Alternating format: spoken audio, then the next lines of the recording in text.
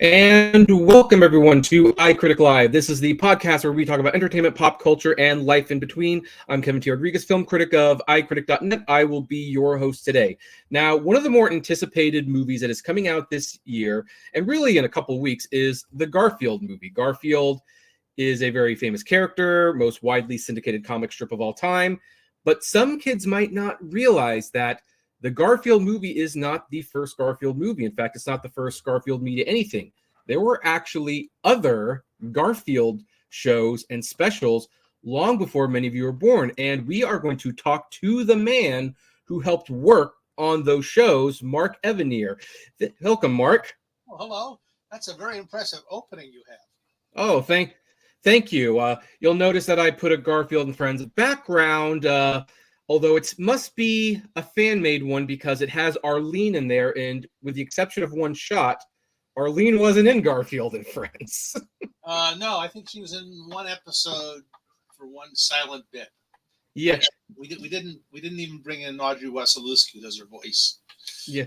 The scene was where Garfield stole a kiss. That's right. And so that's going to go to show you just how good of a memory I have of this show. And so even though that wasn't where I intended to start, since we're talking about it, let's end one of the mysteries. Why wasn't Arlene in Garfield and Friends? Jim Davis had some plans for a couple of specials or TV movies he was going to do, and one of them involved a whole redefinition of Garfield and Arlene's relationship. This is a project that never went forward, but at the time he was thinking of doing it. So, we had plenty of good characters. The same thing happened with the U.S. Acres segments on our show. We picked out the characters I would start with, and we figured we'll add other ones as we need them. And I never really found a need for Arlene in the storylines we were doing.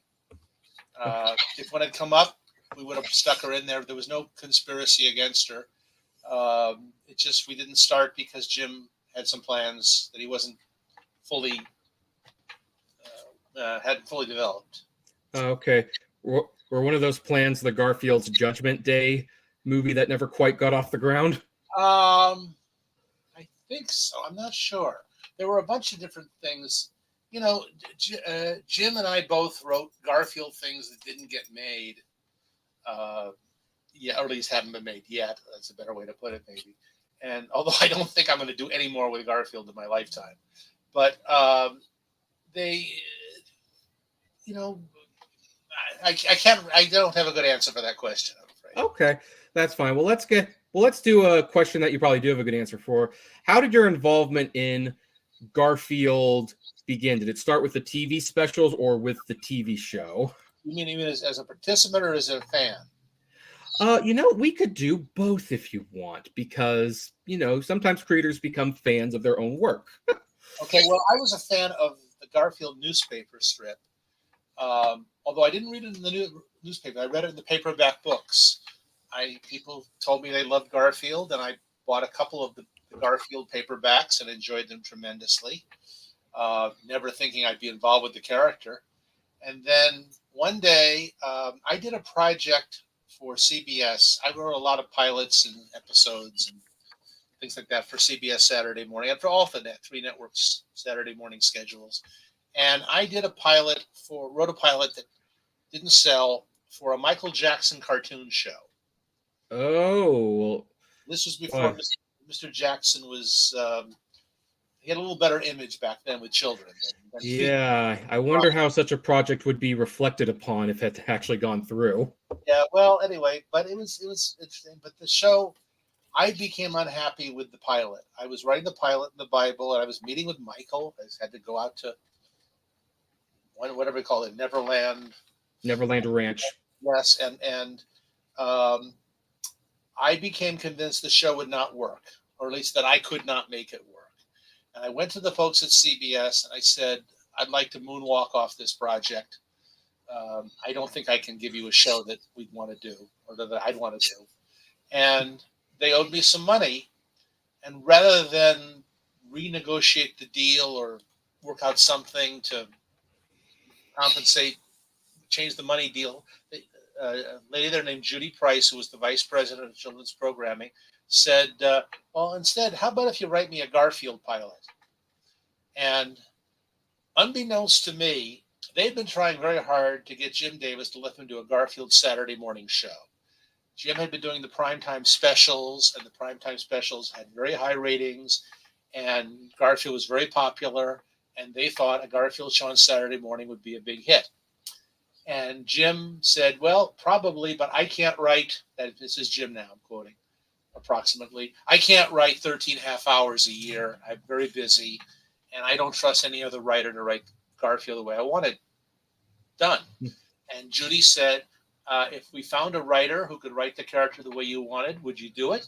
And he said, sure, but where are you going to find that? And so I wrote a Garfield pilot, which Judy sent to Jim Davis and said, how about this guy? And one day I get a call from Jim Davis saying, what do we need to make this show the best show on Saturday morning? And I ticked off a list of things he should get, like a 2-year commitment and a good budget and a lot of autonomy. And they gave Jim all that in order to get him to do the show. So I was locked in as the writer. I had to write all of them, and which was not a hardship because I love writing the character. I had a meeting at CBS where Judy offered this Garfield project to me. I live fairly near CBS, or where CBS was at the time. It's an empty building now. And next to it, there's a place called Farmers Market, which is a big famous tourist destination. It's got stores and food and things like that. And I walked to that meeting at CBS, and then on the way home, I walked through Farmers Market, stopped at the bookshop, and bought all the rest of the Garfield books. Took them all, immersed myself in them, wrote the pilot, and suddenly we had a series. Oh, awesome. Now, when you wrote the pilot, was the U.S. Acres always intended to be part of Garfield and Friends? Jim was doing the U.S. Acres newspaper strip at the time, and he wanted to put U.S. Acres in the show. So that's why it was Garfield and Friends. From day one, the show was going to be called Garfield and Friends, and was going to have 3 cartoons in it, 2 Garfields and 1 U.S. Acres. Yeah, which that makes sense because, Garfield, I think strikes me as a hard character to withstand for 20 minutes, so little 10-minute increments. I think you could do Garfield for hours. I think he's a fascinating character. I think he's this is one of the things that attracted me to the show. It's like writing for a great comedian. He's the equivalent of that. He's got a personality. He's got nuances. He's got a sarcastic, sly delivery. I just had no trouble whatsoever. Maybe it's because I like to sleep and eat lasagna, but I just had no trouble writing for the character. Yeah, I always liked it was because he had the edge. I was always aware of Garfield, but my first true introduction, I got the first 2 books from the library, and Garfield looked very different at that point, but I just thought they were so funny. I loved his attitude and everything, and that's when I sought out the show. And Garfield and Friends, I did something that I didn't do for a lot of shows back then. I actually would tape every episode in the morning and keep them on all the tapes. Now I've got the DVDs and I don't need those tapes anymore. But that's how much I love the show. Now, so you get the 2-year commitment, you get all this autonomy, and you write the pilot. Obviously, they like the pilot, and then you get into production. How confident are you at this point that this show is going to be a hit? I wasn't thinking like that. I just thought I would enjoy writing the show, and some good cartoons would result. I don't try to anticipate what the audiences are going to like, because look at some of the stuff they do like, and some of the stuff they pass on. Everyone watching this can name a great TV show that got canceled too soon, and they can name a show they can't believe is still on the air. You can't really predict that, and since you can't really predict it, why bother thinking about it? I just thought we're going to do 2 years of this show, and it'll be a lot of fun. And I liked the idea that they were promising me, and they kept their promise, an awful lot of autonomy on the show. So Jim let me do pretty much what I wanted, and so did the network. okay, so there wasn't like any limitations, like they didn't go up and say they can't. I mean, obviously there's some unspoken things like, well, Garfield can't swear and he can't have diabetes. There's some things that go unspoken, but was there anything they said you cannot do? Well, yes, I'll tell you what it was. I had done a lot of Saturday morning shows before, and for several years I was the story editor of the Richie Rich cartoon show on ABC. It's just one of the many things I did for a while. Oh, I remember that show. And Richie Rich, the network had so many rules and so many censorship type things. Usually when you deal with what they called standards and practices, which is now an outmoded concept in television, the standard and practices people are just like umpires. They say, hey, this doesn't make sense, but this is a rule. You can't say this. You can't do this. You can't do that. And they would frequently gut the scripts a lot. And if they didn't, someone in Hanna-Barbera would, because they didn't want to delay production. What happened too often on Richie Rich was on Monday, they would tell me the network insists on cutting these 3 things out of this episode. And I'd say, let me talk to the network. And on Tuesday I would. And on Wednesday, the network would say, okay, you win. You can leave it in. And by that point, Hanna-Barbera's people had already cut the thing out of the show and shipped it to the Philippines to be animated. So that was frustrating. When we started on Garfield and Friends, I had a phone conversation with the standards and practices guy assigned to our show. Unlike the people at ABC, felt they were on a holy crusade to save children's minds from us deviants who write the shows. At CBS, the people were just like, hey, these are the rules, just follow them. The guy and I had a phone conversation. He said, don't do this, don't do this, don't do this. It was listed about 12 things, which were very easy to avoid. And so I said, okay, fine. And we did 121 half hours of the show with no network notes, no network revisions, no changes. Once in a while, they would call me up and ask me, stay away from this kind of story for a while temporarily because of what's going on in the news. Can we not air these episodes because there's a crisis in the news that it might infringe on? But for the most part, they let me do whatever I wanted and whatever any of the other people on the show. We had pretty much freedom from the standards and practices folks. Okay. So with that said, this has been bugging me for many, many years. Was Binky the Clown ever banned from Garfield and Friends? Because a couple seasons in, he showed up on TV and Garfield said, no, Odie, turn it. We promised the network we wouldn't let him on the air anymore. Then he doesn't show up for several years. And then when he finally does in his last appearance, he says, hey, Cat, look who they finally let back on the show. That was a joke. No, Binky, I just stopped using Binky because I thought he had run his course. Oh, okay. And then once in a while there was an irresistible urge to bring him back just as a joke.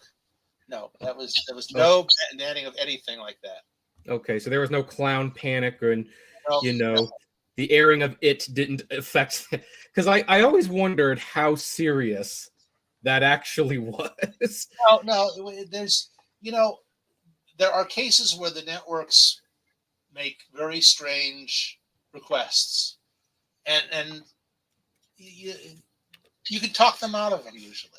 I had to occasionally talk to various people at CBS, though not Judy Price, out of wanting to change the show a bit. I would occasionally have these meetings with various people there, and I would say, look, the show is doing fine. It's your number one show. Leave it alone. And they go, oh, all right, for now we will. And as long as you're in first place, you have a lot of power. Yeah. I mean, it does seem counterproductive. Like, hey, if you've got the number one show, why would you mess with it? I mean, that's what the network did with Mork and Mindy, and they probably prematurely got that show canceled. Well, there's times when you do have to step in and say, don't do that. I mean, there's times because the network is and this is not as much the case now as it used to be, but they were very concerned about being sued, for instance. for things that are going to cost them money and legal things. So an awful lot of what Standards and Practices did was step in and say, this is going to get a lawsuit from somebody if you put that in. Don't do that. And there's also, they sometimes would give in to very little pressure in the world. Just 5 letters would come in for a show watched by millions of people, and they feel, oh, these 5 people didn't like it. They don't like this. They didn't like this joke. They didn't like this type of segment. You can't please. Yeah, and what I think that's a mental thing for us all. I mean, doing YouTube, like how many positive comments do I get, and then you get the 1 and 2, and it's like, oh my gosh, I must be doing something wrong because these 2 people didn't like it. Yeah, no, you can't really worry too much about that. But use a little common sense. When the network gave me the list of things they wanted us to avoid on the show, there were things like make sure that every time the characters are driving, they're wearing their seatbelts. Okay. That's not a hardship. Make sure that nobody ever grabs anybody by the neck and strangles them. Okay, we can get by without that. Garfield be too lazy to strangle anyone in the first place. Right, yeah, and you can, and they don't like imitatable actions. You can drop a piano on a character, but you can't drop like a brick because kids have bricks. Oh, that's very interesting. Dropping a piano on. They don't want. A friend of mine fought like mad one time on a cartoon show he did. He had a scene where one of the characters stuck his finger in a light socket and got electrocuted. And the Standards and Practice people said, no, you can't show that. There are kids watching these. How would you feel if a kid imitated that and stuck his finger in a light socket? And this friend of mine, I think, fought way too much on that. I think he was in the wrong. It's not worth fighting for. Write a different joke. Write another joke. You can write another joke sometimes. Right. I remember watching a Goofy cartoon with my parents once where Goofy stuck his finger in the light socket, and my mom immediately turned to me and said, "Don't do that. That's very, very dangerous." And if every kid had a parent sitting next to them watching Saturday morning or watching cartoons, that might be okay, but they don't. Yeah. My parents were my parents were a little on the conservative side, but rather than do a blanket, you can't watch anything. We're going to watch it together. And if we feel it's not appropriate, then we will say it's time to put it to an end. And by the way, I think that's why they actually liked watching Garfield and Friends and Animaniacs, because those shows had humor that they laughed at. They were laughing at jokes that I wouldn't laugh at. Like, I remember the time when Garfield's fairy godfather showed up, and my parents were laughing like crazy because they had clearly seen The Godfather and I had not. So I didn't know what was so funny about it. Yeah, you can't write for a specific age group. You kind of have to write for everyone. And there's an awful lot of times when during the recording sessions, one of the actors would come across a line and turn to me and says, "We're going to do that line." I said, "Yeah, that's for me." Okay, fine. It amuses me. I'm putting it in. I'm allowed a couple of jokes for myself in each episode. Right. As you should be. So now let's talk a little bit about the U.S. Acres, because, folks, for those of you who are not aware, Jim Davis is more than a one-hit wonder. He has done a couple other comic strips. One of them, Mr. Potato Head, believe it or not. U.S. Acres was one of them. It didn't last as long, but let me tell you, those comic strips are really funny. I love the U.S. Acre comic strips. Now, this is not a criticism of you. U.S. Acres, the cartoon, is a little different than the comics. The characters are a lot nicer. There seems to be more morals in there. So I guess I would like to ask, Bo, the sheep, he's like a surfer, off-the-wall, stupid character in the comic strip, and then in the TV show, he's like a cool, rad dude. Were there efforts to make, since Garfield cartoons were going to be like the sarcastic and he's going to have the bad attitude, was it made an attempt for the U.S. Acres to be, this is where the morals come from, this is where the kids can get their good lessons? The newspaper strip was conceived aimed for a little younger audience than Garfield. Yeah, And that's still really funny. when we started out on Garfield and Friends, that was the given. They said, let's put a little moral in each one and a little cute song. And then we kind of faded that out in the second season, I think, or the second or third season. We didn't seem to need it. And at some point, the newspaper strip ended, and we no longer had to match it up at all. So it was a matter, sometimes you find your way as you go on these things. And I think US Acres got much better later in the run, because that at some point there we stopped trying to teach anything. Although I think there were messages, but not the kind that the network would want you to teach. There were messages I wanted to teach. I have my own little crusades that are subtly put into stories, and that's what they were about. I think you could learn a lot from any of those episodes. Probably. Oh yeah, you could. And I will note that later US Acre episodes did have a little bit more of a bite to them than the earlier episodes. So I always wondered about that a little bit. Ultimately, by what was actually amazing, because I rewatched the whole series last year, was how even after season 6, 7, and 8, when shows are usually starting to get a little long in the tooth, Garfield and Friends was still pretty much firing on all cylinders for a kids show. Like you guys kept up the quality quite a bit. Yeah, well, we were having a lot of fun doing it, and it's actually a nice challenge to try to make it fresh, to try something we haven't done before. And we tried a lot of different things. We had episodes that were all musical. We had episodes where Garfield is hosting bizarre TV shows. We had episodes where Garfield is telling like Twilight Zone style stories. But yeah, my favorite, the ants. Oh yeah, the ants. The ants episode, which I did not see for years because it wasn't airing on TV, and that actually I do want to ask you about. But like, yeah, the ants episodes, it's like that's kind of almost like the Finding Nemo Dory Forgetful joke. The cartoons are basically one joke. The ants sing about the trouble they're doing, and it's just hilarious. It just works somehow. Yeah, we did two ant episodes, and then we had them do a cameo on another episode. Yeah. If the show had gone on for a couple more years, we might have brought them back one more time. But I think they were only good for, it was a one joke. It was a one joke premise. Yeah, that you managed to turn into two very solid episodes, and they hinted at the end, like, and then it'll be the third ant episode.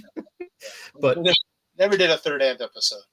Yeah, because the show got canceled. Now, why did the ratings finally tank the show? Like, why did the show get canceled after 8 seasons? Well, it's a long story, but I'll say I telescope it down for you.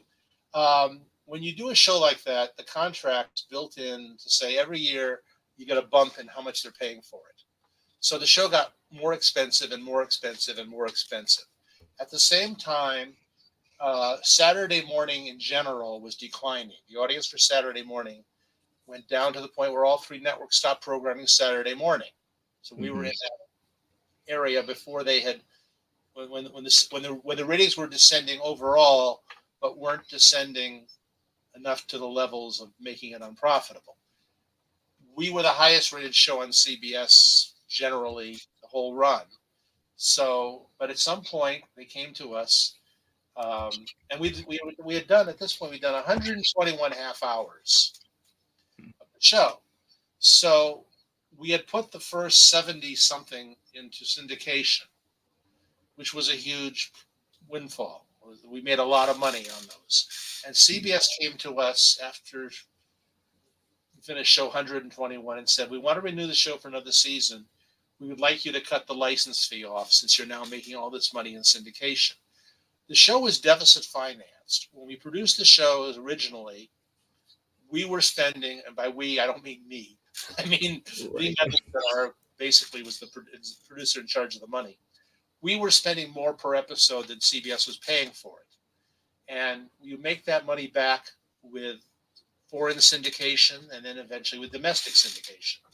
So once the first 70-something shows went into syndication, we suddenly made all this money, and CBS knew that and said, wouldn't you like to do the show cheaper for us?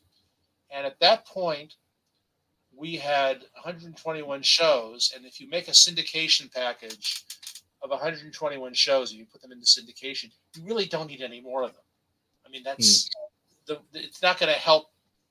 You don't. There's a point of diminishing returns there where people are not going to go, oh, I saw this one last week. It stuns me. There is now streaming. There's this channel. I worked on a show called Dungeons and Dragons for CBS, and there's a streaming channel that runs the 21, I think it is, half hours of Dungeons and Dragons, nothing else practically. And there's 21 half hours, so they run every episode twice a day, and so on. We got 121 half hours of Garfield. We said the syndication package is fine. Jim had some offers to do TV movies and direct-to-video shows. And we made a joint decision, and everybody who had a vote, I was a silent partner in that because I didn't have a vote, but I expressed my opinion anyway. We said, okay, let's stop it now, rather than, monetarily didn't make sense to do anymore. Okay. Well, what's funny was that when you got canceled, because I remember the last year Garfield and Friends was on CBS, they replaced it with the Twisted Adventures of Felix the Cat. It's like, okay. So it's like they basically decided, like, well, let's try another cat cartoon and let's make it a little bit more like Ren and Stimpy. All the kids like that these days, and let's roll the dice with that. And that lasted 2 seasons, I think. But then I think CBS basically decided to get out of the Saturday morning game altogether. Yeah. See, what was happening was you had an enormous amount of kids shows turning up in daily syndication. Saturday morning no longer had a monopoly on cartoon shows because there were all these different cable networks running cartoons all the time, and you had a lot of channels that were programming daily cartoons, and it was no longer the only time kids could watch cartoons. When I grew up, that was the main place we saw cartoons, was Saturday morning. Yeah. And so it happened to all 3 networks at the same time. I don't think they all quit at exactly the same time, but. Yeah, I think NBC went first, CBS went second, ABC was the one that held out the longest of the big 3, and then Fox Kids dropped it, and then CW, the Vortex, that was it. That was the last one. There was one episode of Garfield Friends, I think in the last season. We had these lines, and every opening title, Garfield would pop up and say something different at the end of the opening. Oh yeah, that was great. One episode, I had him say, "Don't bother watching NBC, kids. They're not putting cartoons on anymore."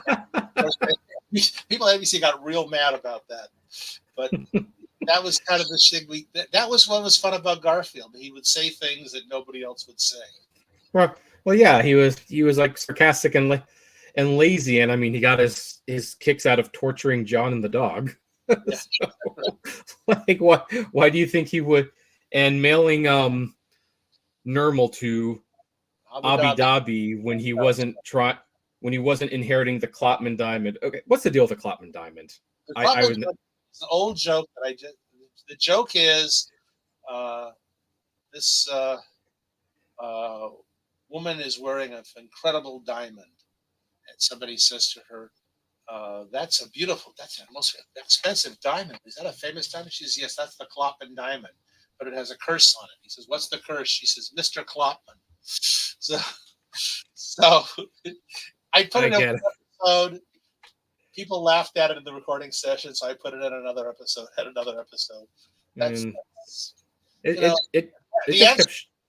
The answer to most questions of why was this in the show is we thought it was funny at the time.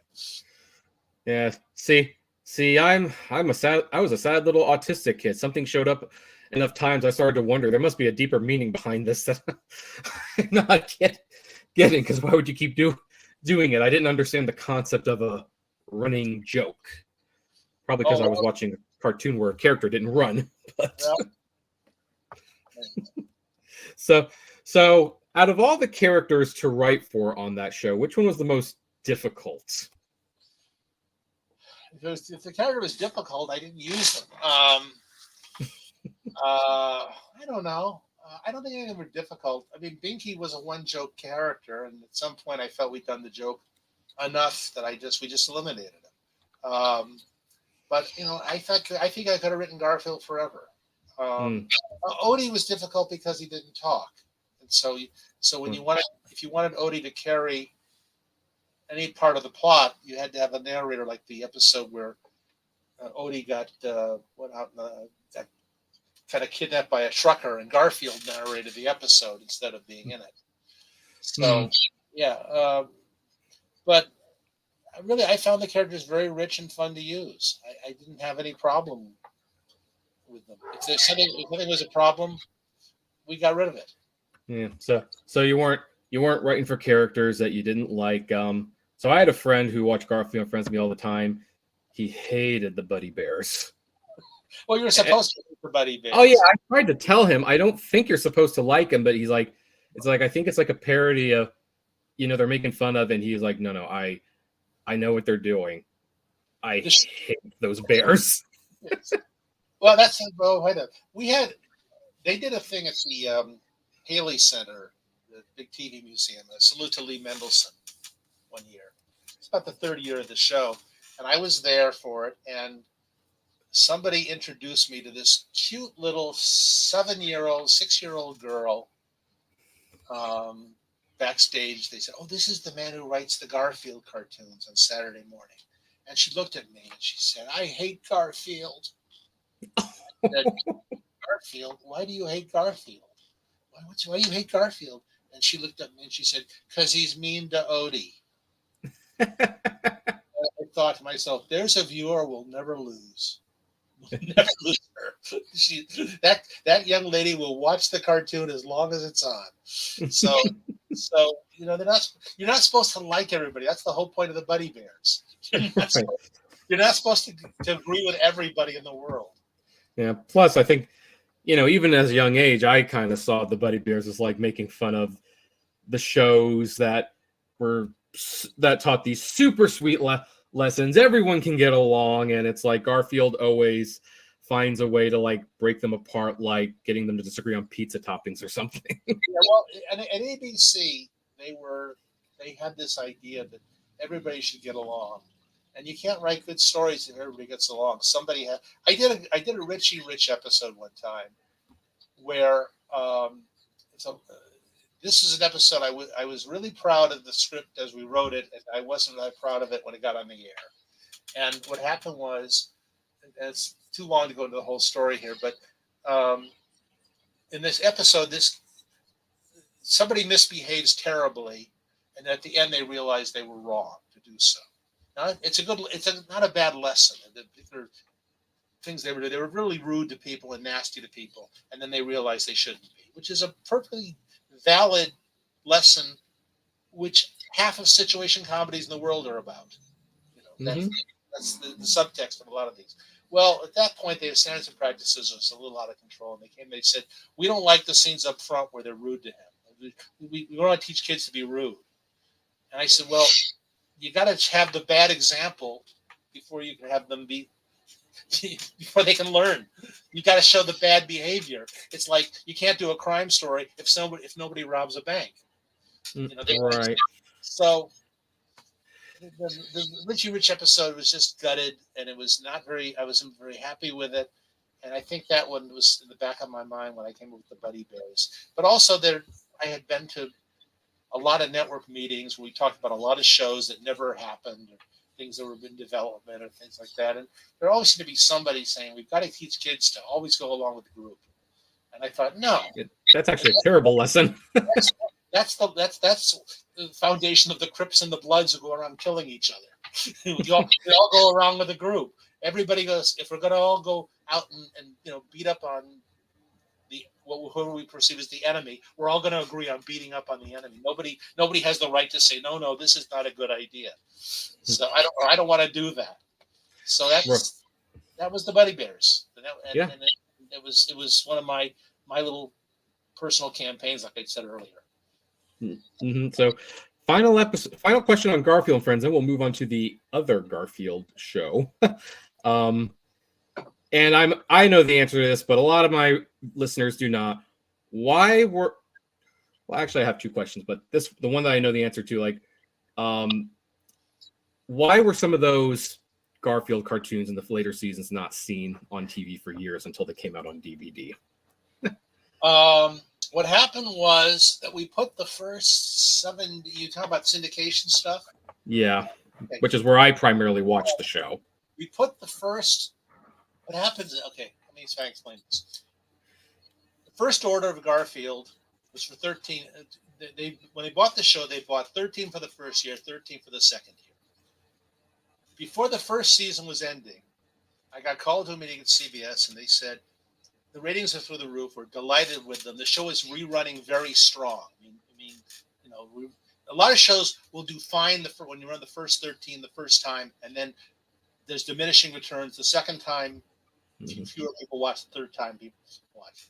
So you got to have a show that holds up for 4 runs, because you make 13 of them. You fill out the year, each one 4 times.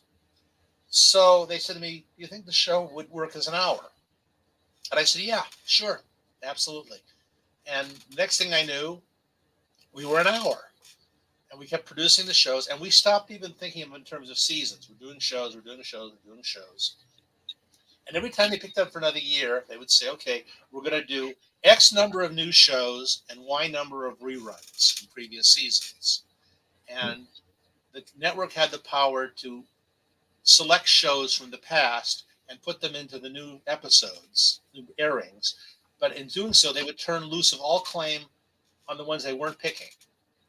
So all of a sudden, we reached a point where there were 74 shows approximately, I don't remember the exact number, that CBS no longer had any rights to. Am I explaining this at all? Do you follow? Oh yeah, I think we're on the same page. At that point, we went into syndication with those 74 shows.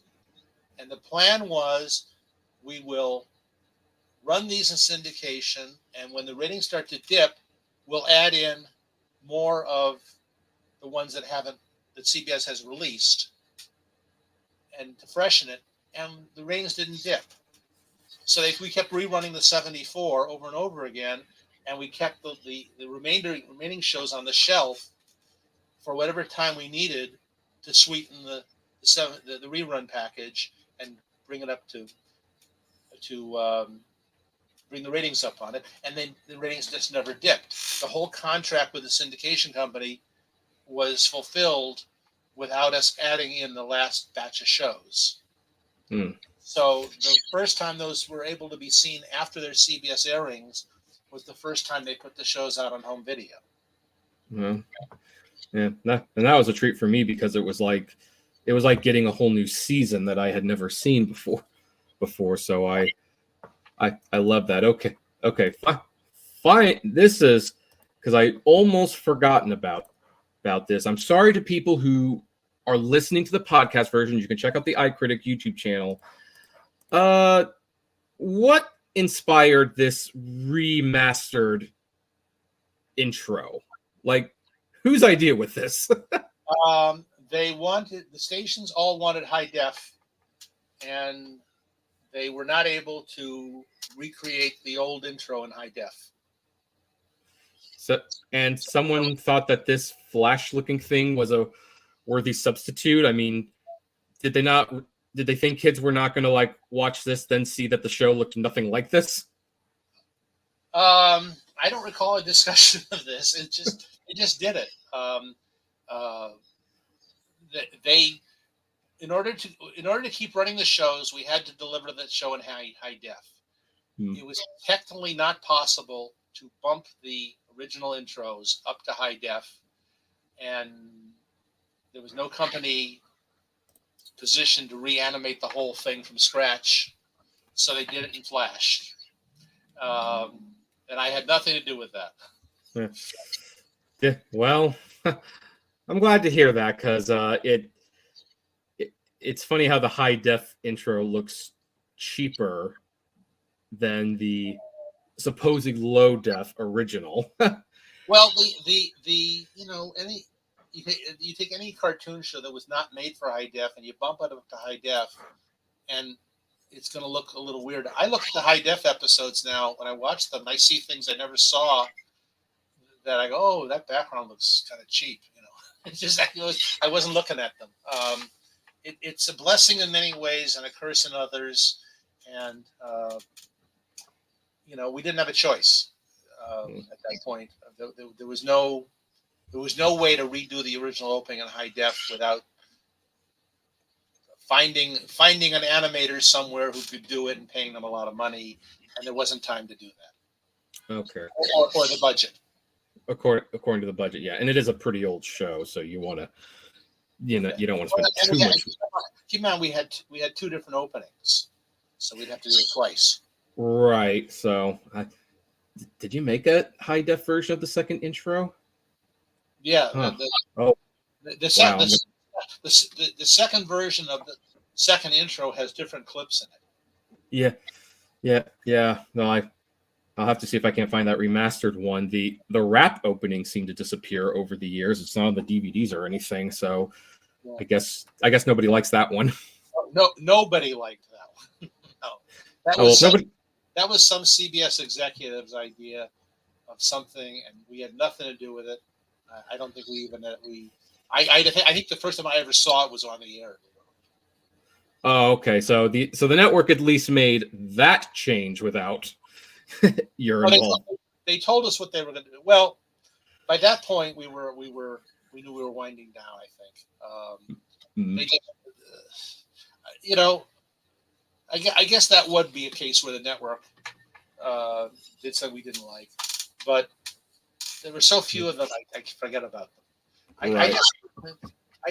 We had a show there where we would just do the episodes and deliver them to the network, and the network go, "Oh, that's a good one, thank you." They didn't see the scripts, they didn't approve the scripts. Like every other show I ever worked on, the networks had to approve every draft of every script, and they'd give me notes on page 4 and page 5 and page 6. And this was a show we could just write it and do it.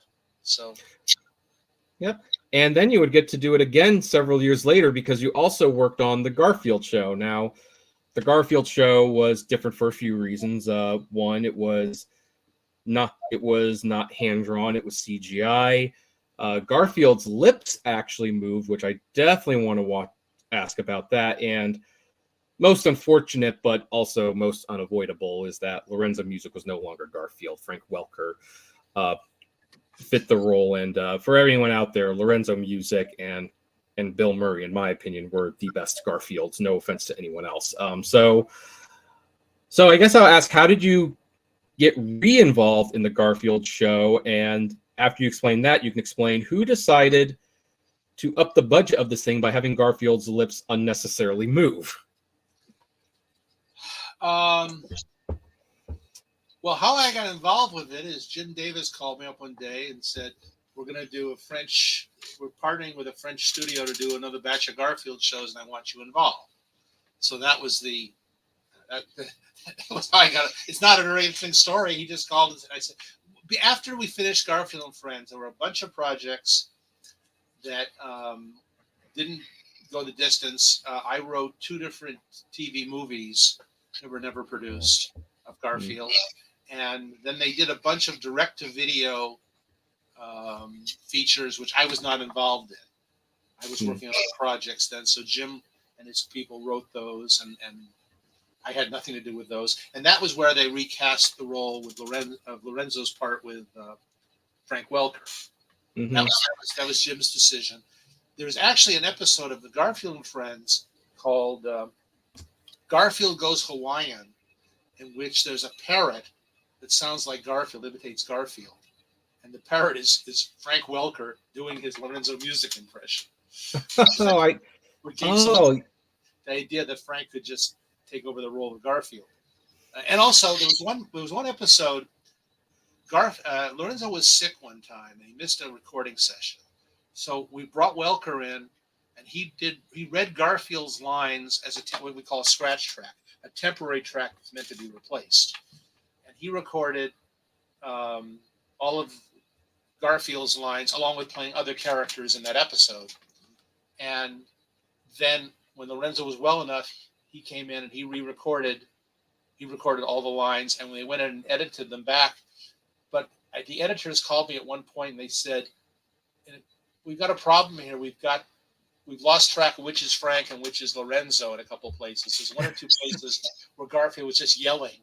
He wasn't even saying words. He was just making gasping and things like that. And they say, we're not sure which one is Frank and which one's Lorenzo." And I said, well, then it doesn't matter now, does it? Nobody else is going to know. So that was the only time that Garfield, voice on Garfield and Friends, was not done by Lorenzo. I've had a running battle with people on the internet who tell me that Dave Coulier did the voice of Garfield in a few episodes, and they can tell. And why am I denying it? What's the secret here? And I say, Dave Coulier never set foot in the studio. I voice directed those shows. It was Lorenzo music. It was not Dave Coulier, and they don't believe me. So, and there's a couple of other people. They think somehow filled in for Lorenzo. That's not true. Right. I just every moment it wasn't Lorenzo. So. I know that before the TV specials aired, someone else did voice Garfield for a few commercials. I forgot if it was Scott Beach or Gerard. It was Lorenzo's son Sam. Oh, okay. Yeah. All right. So yeah, but otherwise, like for the longest time, Lorenzo music was Garfield. There was another fellow who did it also. At one point. Everything I was involved with, either Lorenzo did or Sam did, until we started the Garfield Show. Yep, and then Frank came in, and Frank did do a good job. I mean, it's like because Lorenzo just had one of the good things about him is he had such a unique voice, and then one of the bad things is he had such a unique voice. Like, when he's alive and he can do it for us, it's great. But then when you have to like make it sound like him, it's like that's a hard task. Well, Lorenzo was an amazing talent, not just his sound, but his delivery. It's more important that the person doing Garfield is a good comedian and actor than it is that he sound like any particular voice. Yes. And I worked with Lorenzo before he was ever Garfield. I worked with him on a TV pilot for Carlton, Your Doorman. Oh, from that, I know Carlton the Doorman. It was an animated version of the character he voiced off camera on the Roto Show, which he was one of the creators of. And so I knew Lorenzo from there, and I helped him get his first job at Hanna-Barbera, where he did voices on the Pac-Man show. So he was a very talented actor. And people thought, oh, he's only got the one voice. Yeah, but it's a great voice. Yeah, and it was perfect with Garfield because not only did it have comedic timing, he just kind of sounded sleepy all the time. And it's like I really like that. Like that's probably the one thing about if I had a critique of Frank's voice, because it does sound like him, it acts like him, but it's like there's an energy behind the voice that Lorenzo didn't have. And it's so, but of course, I grew up with Lorenzo. Frank does a pretty good job. Now, since we're talking about voice actors, I know you did not work on these movies, but what are your impressions of Bill Murray and Chris Pratt's performance? At least what little we've heard of it, their performances of Garfield. I'm kind of curious. My opinion is I've never heard of them. You've never heard of Bill Murray? I know who he is. I never saw the movies. Oh, okay. Never heard Bill Murray do Garfield or Chris Pratt. Okay, so I take it you're not going to see the Garfield movie when it comes out. Probably not. No, it's like watching somebody else raise your kids. Yeah. Yeah. Well, for the record, Bill Murray actually did a very good job as Garfield. In fact, he's probably the reason those live action movies were halfway decent, because he would ad-lib a lot of his dialogue. And otherwise those movies would be pretty terrible. Like, Scooby-Doo and Smurfs level bad, but Bill Murray saved those things. I'm cautiously optimistic about the upcoming Garfield movie, primarily because it's directed by Mark Dindal, and he did Cats Don't Dance and The Emperor's New Groove and unfortunately Chicken Little. So it's like, well, that could be interesting. Plus, I would just like to see a new generation of fans like have a Garfield movie that's there. It's like one thing that always annoyed me when I was a kid. I kept waiting. There's got to be a Garfield movie that comes to theaters. There's got to be a Garfield movie that comes to theaters. And then they finally do one, and I'm like 22 years old by that point. There were a lot of attempts. There were a lot of plans. Like I said, I wrote 2 scripts. They just could never quite put the deals together sometimes. Yeah, which is weird, because considering how much of a moneymaker Garfield was, it's like, it seems like that's the kind of movies people would want to get on board for. Well, yes, and the problem you get into in these cases is that I realized in hindsight there couldn't really have been a Garfield movie as long as Jim Davis had total control over the whole property, because Jim was a very hands-on person as far as Garfield was concerned. Even though he left us alone on the show, he kept an eye on everything. And if I'd done something he didn't like, he would have swooped right down and put an end to it. And Jim has now, kind of stepped back. He sold the property to another company, and they can do it. He's consulting. I'm sure they take some of his suggestions seriously, but he's no longer the sole guy. You can't do a movie sometime when one guy has that much control. You can't get people to invest that kind of money in a property owner, controlling something that rigidly. I see. So that makes a lot of sense. That's one of the reasons we still don't have any Calvin and Hobbes stuff, because Bill Watterson keeps a tight grip on that. Well, Bill Watterson just says he doesn't want it done, period. Yeah. If Jim Davis were to say that, there'd be no Garfield movie or merchandise or anything.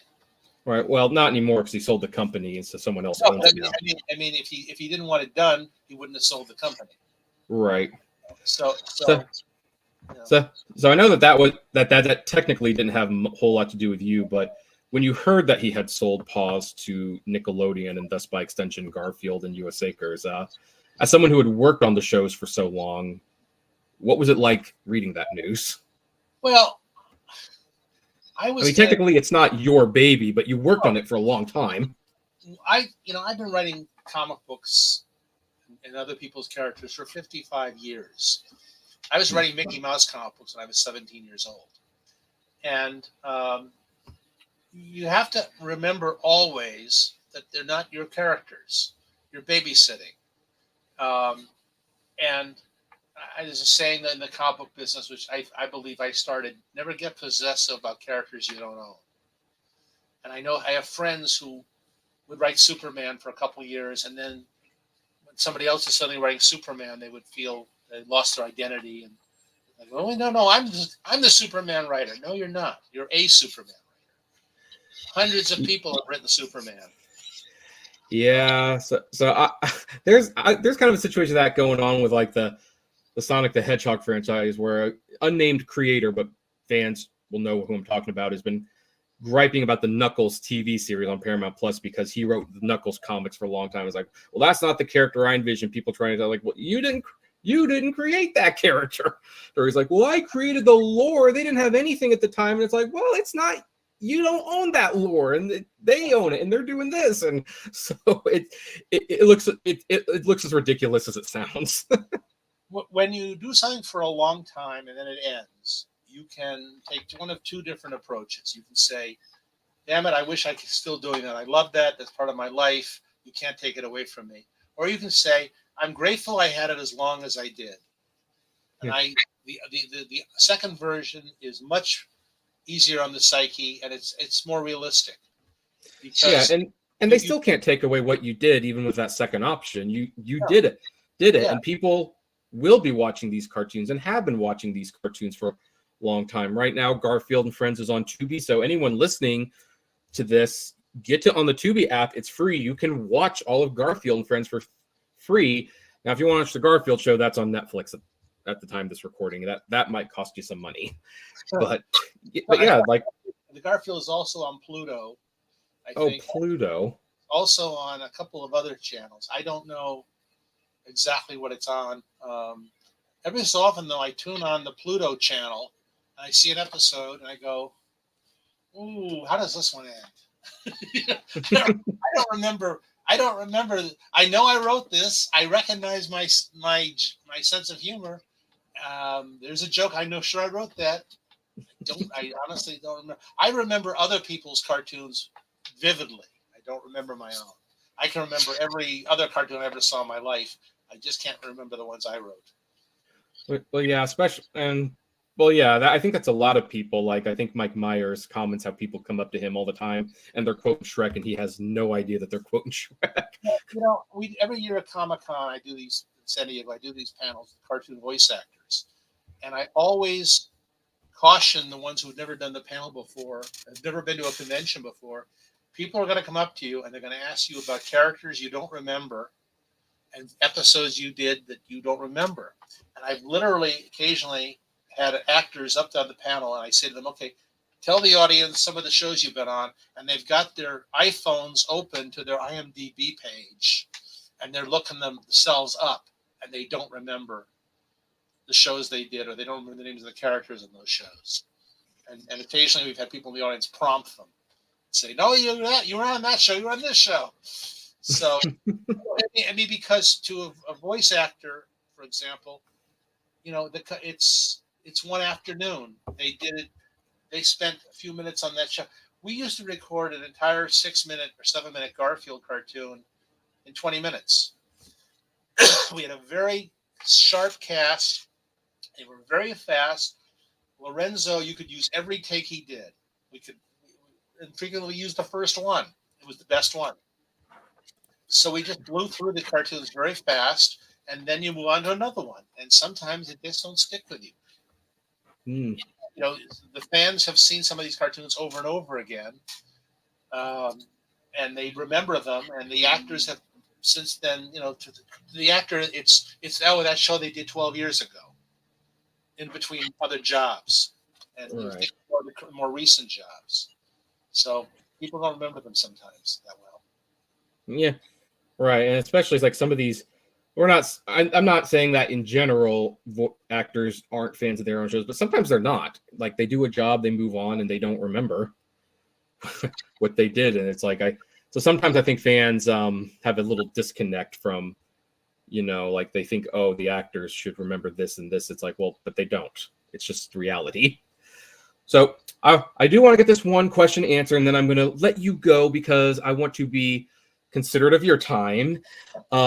This has bugged me so much, and they keep doing it. Who decided Garfield's lips had to move? It doesn't make any sense. I don't really know.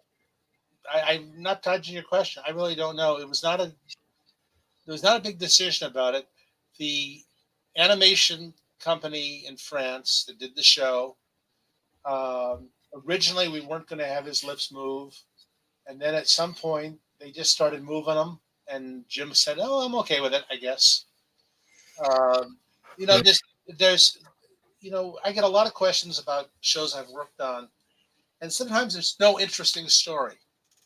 Mm. People want an interesting story. Why did you do that? And I go, I don't know. We just did it. I have a couple of people who write me every so often demanding to know, well, now wait a minute. Now, could Garfield hear Odie, and could Odie hear Garfield, and the U.S. Acres characters hear Garfield, and whatever? And the answer is we just whatever worked in that episode. These were not meant to be exactly consistent from time to time. It's just like, there's Bugs Bunny's cartoons where suddenly he's in the Old West. Nobody explained how he got there. He's in the Old West. And sometimes he's on a pirate ship. And sometimes he's in the North Pole. He's just there. That's what happens. And that's not with cartoons. I guess you're right. Maybe this was my autistic brain just getting bothered because it's like, so wait, does that mean John can now? But yeah, I guess it was okay. I'll accept your answer. I have no choice. It's like, that's how it was. I wish I had a more coherent answer for you, but there were times when the animators would make Garfield's mouth move on Garfield and Friends in one scene, and nobody would really notice. The show would go on the air with it. There were moments here and there. We have, the character of Wade Duck in U.S. Acres was this frightened duck who had this life preserver on it. It had a little replica of his head on the life preserver. Yeah, and when it was always doing the same thing as his main head, I loved it. Nobody told them to do that. Some of the animators just started animating the head on the life preserver, and the shows came over, and a lot of times these shows get delivered, and there isn't time to fix anything, nor is there really the assembly line only works in one direction. You can't go back and redo some things, so it just airs that way, and sometimes people don't notice. There's a lot of mistakes in episodes that no one's ever noticed or pointed out. Some animation mistakes where somebody mouth doesn't move when it should, or something of that sort. Well, I've noticed some animation mistakes, but it's not worth anyone's time to get into them because they are what they are. They're mistakes. I watched one of my favorite cartoon shows when I was a kid was Top Cat. You must have seen Top Cat. Oh yes, I've seen a fair amount of Top Cat over and over again, and I've watched it for years and years and years. It's one of my favorite shows, and it was only like 25 years into watching Top Cat that I noticed that in the opening titles there's a gross animation mistake. And if I tell you about it and you look at it, you'll never be able to unsee it. But at one point, the waiter who comes over to kick Garfield, I got my cats confused. Top Cat out of the sidewalk cafe is partially standing in front of a table and a bench that he's not supposed. He's on the wrong cell level. I never saw it before. So anyway, hold on. Oh, and that is why we call it live, folks. I am just about finishing. Hello. Can you hear me? That is the first phone call pickup during a show. Well, that is the sign to wrap it up. Thank you once again, Mark, for joining us. I hope this wasn't an unpleasant chat. So, okay. All right, everyone. Thank you. Thank you once again to our guest, Mark. If you want to listen to more, if you have just stumbled in and you want to make it official, subscribe to us on YouTube, Google shut down their podcast, Apple, Spotify, all those sites. You can leave the comments if they're available, and stay safe out there. Okay, and if you want me back,